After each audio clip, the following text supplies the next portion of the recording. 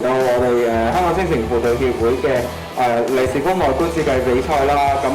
亦都好開心啦！今次係咧第2次去進行㗎啦，咁今次嘅作品咧都坦白講係比上年咧又再好好多嘅，咁呢個亦都好開心，因為喺機構裏面咧，其實我哋想藉住唔同嘅環境或者唔同嘅一啲嘅方法啦，去俾我哋嘅小朋友、青少年咧去發展嘅。咁所以咧，其實我哋都致力咧去運用唔同嘅一啲嘅工具，例如我哋一啲比賽啦，又或者我哋嘅一啲嘅參賽一啲活動啦，去俾我哋嘅青少年咧去